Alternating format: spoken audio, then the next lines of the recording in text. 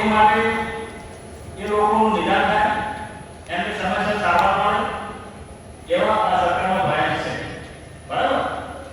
હવે ટીબીના લક્ષણોની વાત કરીએ તો ટીબી નું સૌપ્રથમ લક્ષણ કે 2 અઠવાડિયાથી વધુ સમય સુધી ખાંસી આવતી હોય, એટલે કે 15 દિવસથી વધુ સમય સુધી આપણને ખાંસી આવે તો એ ટીબીનું મુખ્ય લક્ષણ છે. બરાબર. બીજું કે આ ખાંસી જે છે ગળફાવાળી આવતી હોય. ખાંસી કહીએ ને ગળફો, સવારમાં બ્રશ કરતા હોય આપણે ગળફો આવતો હોય, પણ ખાંસી સાથે ગળફા આવતા. ત્રીજી વસ્તુ,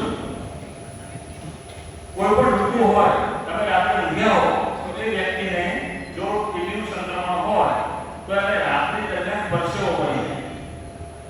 આ તમને આવું થતું નહીં હોય, પણ તમારા કુટુંબમાં કોઈ વ્યક્તિને થતું હોય તો એ ટીબીનું લક્ષણ છે. બરાબર.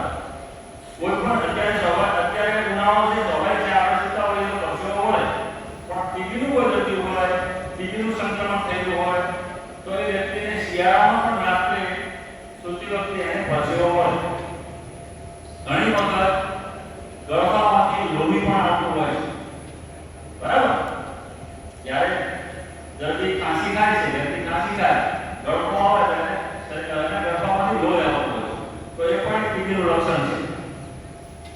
પછી આપણું જે ગળું હોય, ગળા ભાગે અમુક ગાંઠો થઈ જતી હોય,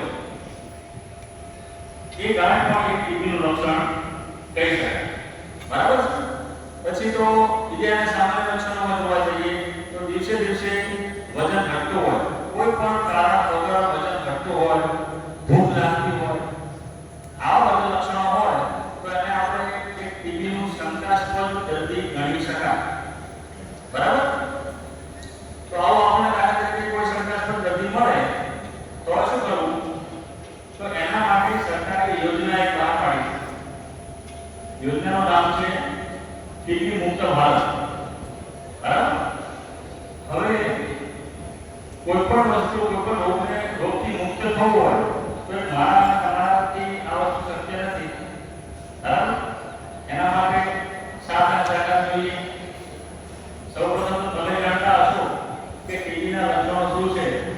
તમને નથી પણ તમારા કુટુંબમાં કોઈને આવી તકલીફો હોય તો એનું સમયસર નિદાન થાય, એ મહત્વનું